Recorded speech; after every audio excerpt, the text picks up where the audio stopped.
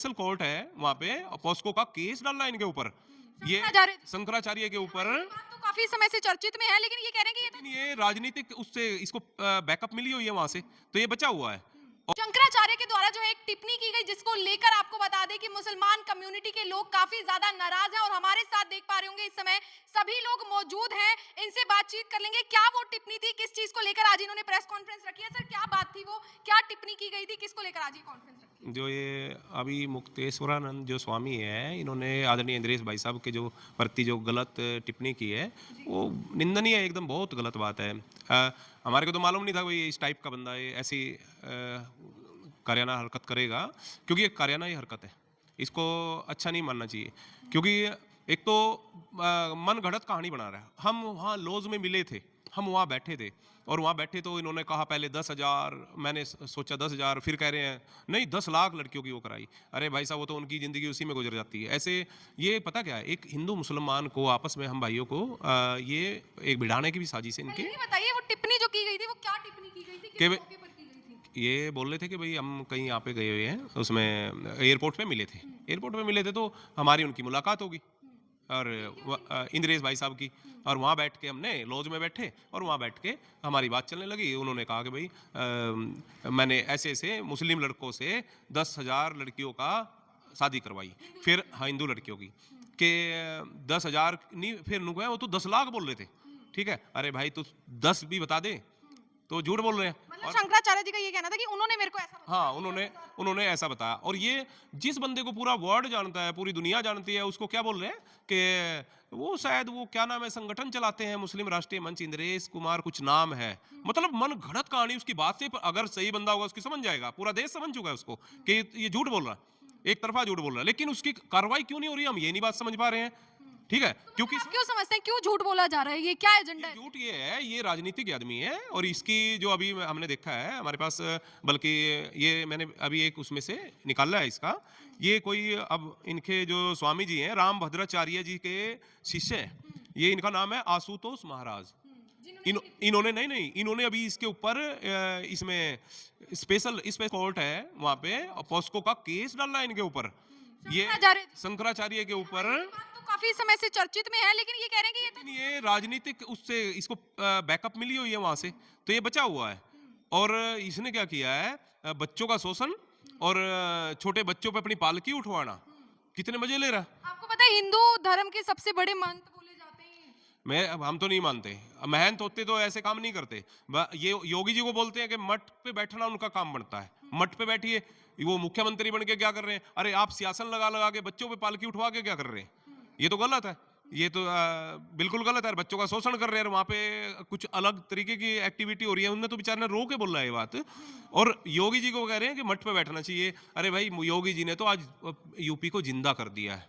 UP मर चुकी थी, इतना बुरा हाल हो चुका था यूपी के अंदर, बड़े बड़े दिग्गज वहां पे बैठ चुके थे, आम जनता की जिंदगी खत्म हो चुकी थी, 4 बजे के बाद कोई निकल नहीं पाता था वहां पे। आज देखे ना क्या हालात है, यूपी आज कहाँ आसमान छूने लग गई है। इतना योगी जी ने ये भी बोला था इनको कि शंकराचार्य होने का सबूत दीजिए, पता है आपको इस बारे में कुछ?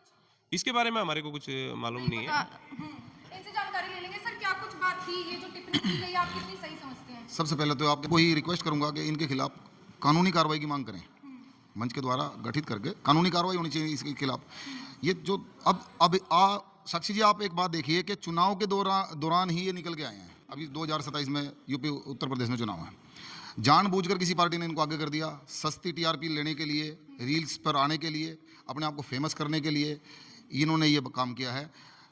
भगवान का अवतार या फरिश्ता कहेंगे माननीय इंद्रेश जी को। 2002 में उन्होंने मुस्लिम राष्ट्रीय मंच का गठन किया।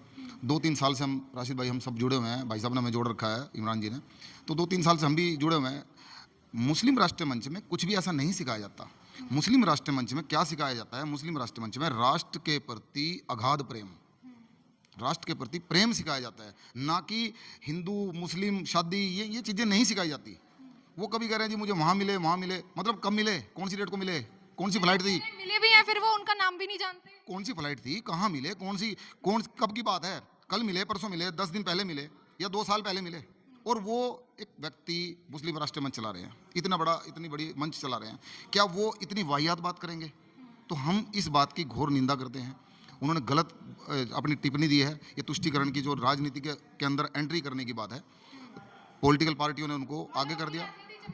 टीआरपी, उन्होंने अपनी टीआरपी पानी है, अपने आप को फेमस करना है। मान्य बाबा बताते हैं ना खुद को, बाबा को कैसे टीआरपी?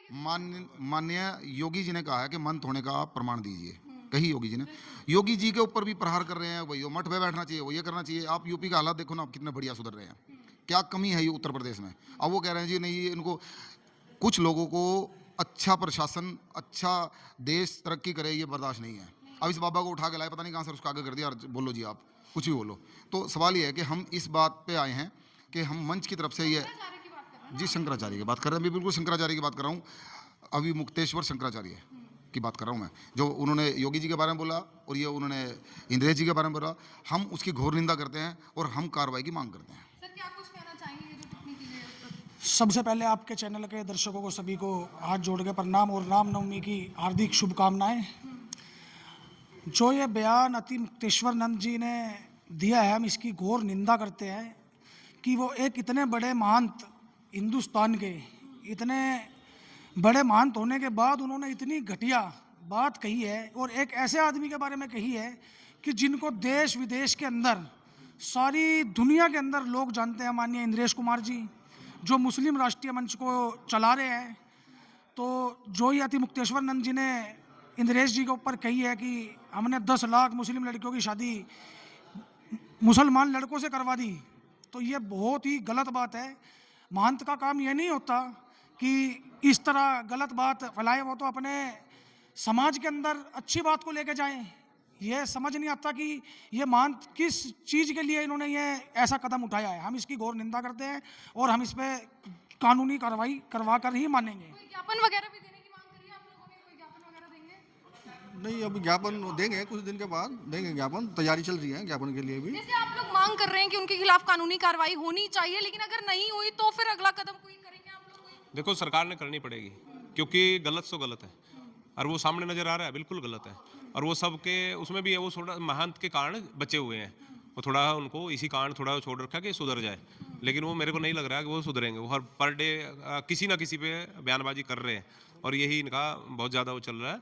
और अभी इसी के चक्कर में कभी बोलते हैं रेवड़ी बांटी है क्या, वो बांटी है क्या। अरे हम गवाह हैं इस चीज़ के, पूरा देश का मुसलमान खड़ा हुआ है इस चीज़ के लिए कि अगर ये पेश कर दे कि भाई हाँ फला के घर में इंद्रेश जी ने लड़कियों की शादी कराई है, तो ठीक है ना, तो इसका इलाज क्या करेंगे हम। तो 10,000 लड़कियों की बात करी जा रही है कि शादी करवाई गई है, वो मुसलमान बता के ही करवाई गई है या कह रहे हैं कि हिंदू बता के फिर मुसलमानों की करवा दी? नहीं, सीधा मुसलमान बता के कि ये जो हिंदू लड़कियों की शादी करेंगे इनके घर में, तो फिर क्या करेंगी वो लड़कियां, इनको अपने उसमें लेके वो हिंदू हो जाएंगी। मतलब उल्टा इसको वो कर रहा है। हाँ, हिंदू हो जाए? हाँ भाई, उनके दिमाग को कन्वर्ट करेंगी। ये दिमाग शायद मेरे को तो इसका ल्यूज पॉइंट है, मतलब दिमाग ल्यूज हो चुका है। अच्छा, आपको ऐसा लग रहा है कि शंकराचार्य का हाँ, दिमाग लूज हो चुका है। और ये बहुत बड़ा, ये पता क्या है, एक कांग्रेस पार्टी है हमारी, ये जो ये कर रही है ना, ये उल्टे सीधे काम करवा रहे हैं। अच्छा, आपको लग रहा है कि कांग्रेस मेरे को पूरा वो है, ये पार्टी ऐसे धंधे करवा रही है कि भाई इसको कहीं ना कहीं आगे के लिए, आगे इलेक्शन आ चुका है अभी यूपी में, तो इसने आपको लग रहा है कि बाबा जी इलेक्शन लड़ने की तैयारी? बाबा जी इलेक्शन लड़ लेना चाहिए। बाबा जी चाह रहे हैं, तो जैसे तू ये योगी जी मुख्यमंत्री बन गए तो तू भी सीट ले ले, थोड़ा फेमस हो जा, वो उस चक्कर में लगे हुए हैं बहुत। मतलब वो तो ये कहते हैं कि अगर भगवा चोला पहन लिया तो आप मुख्यमंत्री क्यों हैं? तो अब आपको लग रहा है कि खुद मुख्यमंत्री के लिए, खुद मुख्यमंत्री सियासन लगा के बैठे हैं, तो और पालकी उठवा रहे हैं, तो वो तो राजा वाले मजे खुद ले रहे हैं। और मोटा पैसा इकट्ठा कर रखे हैं इन्होंने।